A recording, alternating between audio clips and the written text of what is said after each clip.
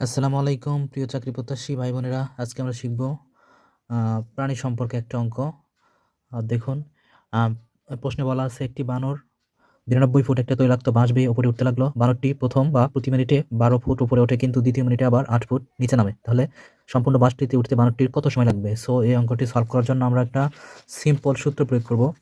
দেখেন, এই যে আমি সূত্রটি লিখে নিছি। মোট সময় সমান সমান আমরা একটা সূত্র লিখব যে মোট সময় সমান সমান মোট দৈর্ঘ্য মাইনাস ওঠার মান ডিভাইডেড ওঠার মান মাইনাস নামার মান গুণন 2 প্লাস 1।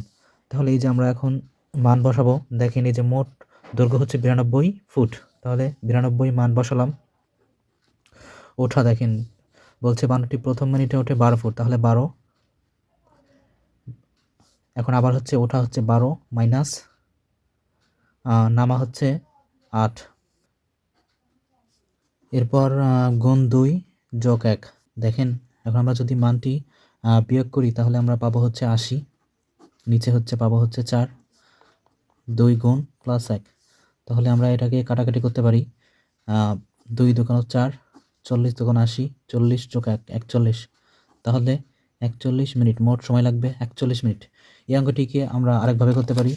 দেখেন, এই যে সময় সমান সমান 2l মাইনাস আর প্লাস এফ, আর মাইনাস এফ ইন্টু ছোটো হাতের টি। তাহলে এল মানে হচ্ছে মোট দৈর্ঘ্য, আর মানে হচ্ছে ওঠার, যেটাকে আমরা ইংলিশে রাইজ বলি, এফ মানে হচ্ছে নামা ফল, টিতে হচ্ছে মোট সময় টাইম, আর ছোটো হাতের টিতে হচ্ছে ওঠা বা নামার সময়। তাহলে এখন আমরা এই যে প্রশ্নে কিন্তু আমাদের দৈর্ঘ্য ছিল হচ্ছে ৯২ ফুট। তাহলে ৯২ গুণন ২ মাইনাস আমাদের হচ্ছে ওঠা ছিল হচ্ছে ১২ আর নামা ছিল হচ্ছে ৮। তাহলে ওঠা মাইনাস নামা, আর সময় ছিল কিন্তু প্রতি মিনিট পর পর, তাহলে ১। এখন হচ্ছে এটাকে আমরা গুণ দেব। ৯২কে ২ দ্বারা গুণ করলে হয় ১৮৪। তারপরে মাইনাস হচ্ছে এখানে হচ্ছে যোগ করব, যোগ করে হচ্ছে ২০, এখানে বিয়োগ করলে হয় ৪।